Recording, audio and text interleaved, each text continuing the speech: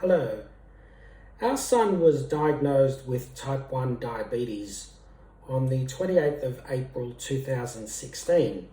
He's had it now for 5 years, and throughout that time we've managed to achieve outstanding A1C results. Every time he goes to the hospital, the diabetes clinic there, they prick his finger and they test his A1C, and we have the documents here. And I'll read out to you what his A1C results have been throughout that time, and then I'm proposing to say a little bit about diabetes, and then I will reveal the number one single best trick, the secret that we use to achieve these sorts of outstanding results. Now, there's a lot of personal information on these Sydney Children's Hospital forms, such as dates of birth and hospital numbers, so I won't put them up, but I'll read out to you the date and the A1C that our son has done the test on, and they go back in date order. So the most recent one's on top. On the 21st of January 2021, his A1C was 5%. On the 6th of October 2020, his A1C was 5.3%. On the 2nd of July 2020, they didn't do an A1C test. On the 23rd of January 2020, his A1C was 5.4%. On the 24th of October 2019, 5.9%. On the 11th of July 2019, 6%. On the 29th of January 2019, 5.2%. On the 25th of October 2018, 5.4%. On the 10th of July 2018, 5.5%. On the 19th of April 2018, 5.6%. On the 5th of December 2017, 5.5%. On the 10th of August 2017, 5.8%. On the 4th of May 2017, 5.5%. On the 2nd of February 2017, 5.5%. On the 1st of November 2016, 5.7%. On the 11th of August 2016, 5.8%. And on the 19th of May 2016, bearing in mind he was diagnosed only a little bit earlier on the 28th of April 2016, so on the 19th of May 2016 he was 9.3%. Now, throughout those 5 years, he's been on many different kinds of insulin. The long-acting, he's been on Levemir, he's been on Trujeo and something else that I can't remember the name of, but he's also been on Act Rapid and he's been on Novo Rapid at the same time. He's been on needles and he's currently on the Omnipod. The technique that I'm about to reveal works across the board. It doesn't matter whether you're on needles or whether or not you're on an insulin pump. It's as long as they're capable of controlling you, then you can achieve these sorts of results. But just a quick thing, when you live and breathe diabetes, it naturally becomes a part of your life. Now, as a writer, I wrote a science fiction thriller book, so you have to excuse me. I want to read a little bit to you about something that I would naturally put into a book, even a book on fiction. This is at page 232, and if you listen carefully, you'll hear exactly what we're getting at. Type 1 diabetes is a pernicious disease where a person's immune system attacks the insulin-producing cells in the pancreas. Accordingly, the treatment of diabetes requires the person to have insulin administered externally, either by a series of injections or from an insulin pump. But that requires the patient to monitor their blood glucose levels constantly because as food increases their blood glucose level, insulin is required to reduce it. But if the blood glucose is reduced too much from excess insulin, then the brain, which feeds on glucose in the blood, will shut down, resulting in coma or death. But on the other hand, too much glucose in the blood over time will lead to nerve and organ damage, resulting in rather horrible diabetic complications such as blindness, amputations, kidney disease, stroke, heart disease, and the like. Much of the technological breakthroughs that have come about for the treatment of type 1 diabetes over the past 100 years have been in better insulins, better glucose testing and monitoring, and better and more innovative insulin pumps. All of these devices and medications improve over time, and all of these devices and medications cost money, and therefore earn money for pharmaceutical companies such as DrugTech. And then the story goes on in a very exciting way about the evils of DrugTech, and I will link this book below, and if you're very adventurous, you can buy yourself a copy. But that's not the point of this video talk. The point of this video talk is how to manage type 1 diabetic complications. Now, just a few words on this first. It's an Australian study, I'm proud to say, that revealed to the world that the diabetic complications that people experience, such as those horrible things that I read out, come about as a direct result of the blood glucose level being too high for too long. In other words, it's not the diabetes illness itself which is directly attacking those organs, unlike, for example, Crohn's disease or various forms of cancer.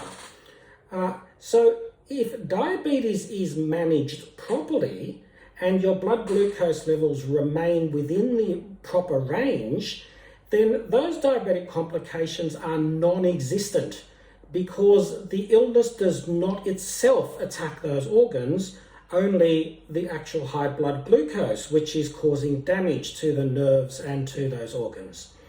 So there's a lot of bad things said about diabetes, but here's a good tip about diabetes. If you had to choose from a list of chronic illnesses, you would choose diabetes because the management and treatment of diabetes requires and demands a healthy lifestyle, so that if you manage it properly, you're guaranteed not to suffer any complications at all and live a normal, happy, healthy life. Unlike, unfortunately, other illnesses where you can't guarantee that you can keep the disease in check, but with diabetes you can. So that's the way in which diabetes works. And here is another tip, which is not the big reveal that I'll give at the end of this talk, but it's something which should, if you're not there already, then you should get there very quickly. People who live and breathe diabetes take this for granted, and as they should, but it might come as a shock to people who are freshly diagnosed. A person with diabetes needs to put their diabetes first in everything that they do. So if you're going fruit shopping, or if you're going water skiing, or if you're going horse riding, or if you have a high school examination certificate on, high school certificate examination, or you've got a law exam, you've got to first get your diabetes under control, and then you can attend to life's duties. It doesn't work the other way around. You can't attend to life's activities and then worry about your diabetes. That's putting the cart in front of the horse, and the horse has to pull the cart. It can't push the cart. And this is true even if you are suffering from another illness. So, for example, if you have influenza, or if you have COVID, or if you have some other complication, you first get your diabetes under control, get your blood glucose levels right, get on course, and then you can attend to the other illness. So let me give you an example which might raise its head in everyday life. Suppose you go and visit a doctor, a non-diabetic doctor, and she says, look, it's a rather simple operation. We'll book your child or yourself in at 7:30 in the morning. We'll then take you up to a theatre room, do the operation, and chances are you'll be right to go by dinner time, but in the odd event that we need to monitor you overnight, we'll keep you overnight and release you in the morning. So all you have to do is be nil by mouth from midnight on the day before the operation and bring a hospital bag to the hospital and you'll be right as rain. Well, you would immediately pipe up and say, now just wait a minute there, doctor, just wait a second. My child, my son or my daughter or myself is a type 1 diabetic. There is no way, I'm sorry, but there is no way that we can guarantee that we will be nil by mouth from midnight on the night before the operation. We might require a jelly bean or 2 or 3 or 4. Sugars can play up and we need to jump on it because the brain is the most important organ and we need to attend to it. So, sorry, can't guarantee that. And then, if the doctor is worth their salt, the doctor would say, well, that's okay.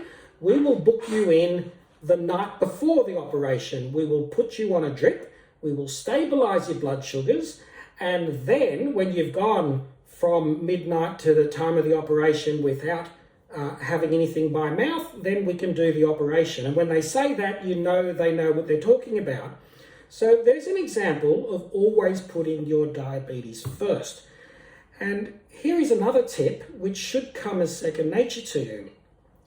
Never delegate to somebody else the obligations of your diabetes or of your child's diabetes. And this is so even if the person is a highly qualified doctor or nurse, except for your endocrinologists and the even more respected and qualified diabetes educators that live and breathe the illness and teach the ordinary person how to deal with diabetes. They know what they're talking about, but do not rely on your general practitioner or if you're in hospital, the nurses or the doctors there who are there to treat another illness and incidentally there to look after you as a patient, including your diabetes. You have to take control of your diabetes or of your patient's, of your child's diabetes, because you live and breathe and know how insulin works in their body. And remember, insulin is an extremely potent, dangerous drug which can shut down the brain. So it's not to be trifled with, and you've got to administer it and take responsibility for it. So those things should come automatically to you, and if they don't, well, take on board what I say and think about it. So what is this number one tip? Well, let me introduce it by saying this. Your pancreas lives and breathes in the bloodstream 24/7. A fully functioning working pancreas always knows at any one time what your blood glucose level is. Now, if the pancreas doesn't work, the brain is a superior organ and is quite capable of doing the job of a pancreas. But, and here's the thing, in order for the brain to do it, the brain can only gather knowledge through the senses. And that means that your eyes need to see what the CGM data is, continuous glucose monitor. So here's the tip. Most people, and if you haven't already, think about getting a continuous glucose monitor and then work out a way of getting the glucose monitor data in the cloud. Now you can Google We Are Not Waiting. They have ways on how to do it. But if it's the CGM Dexcom G6, they have a Dexcom Share app. So here's the tip. Go out and buy some very cheap iPads from mobile telephone repair shops that are just good enough to run the Dexcom G6 app, or a Safari window which can display the CGM data that you're putting in the cloud. And then display those iPads in prominent places around the house. So for example, in the dining room or in the living room or on the bedroom wall. And that way, as you live your normal life, when you glance at artwork on the wall, or you walk past the television and glance at whatever's playing on the television, you can also glance at what the CGM data is. So you're always seeing it, and then you can do something about it. And so when you're driving, you can open up the Dexcom G6 app and put it on the holder on the dashboard, but display the app so that you can see what the CGM data is. And when you're at work, if you're using a computer, you can open up a window and show the CGM data so that your eyes always see it. That is the single best tip, without which it would have been impossible for us to have achieved the results that we got with our son over that time. So I highly recommend it. So if you like that, then do me the honor of giving it a thumbs up, subscribe to the channel, and if you're really bold, you can buy that book that I referred to, which is called Spellbound, The Workings of DrugTech, and book 2, so you get 2 for the price of 1, of DrugTech, The Deep State Deepens, and I'll give a link to that in the video below.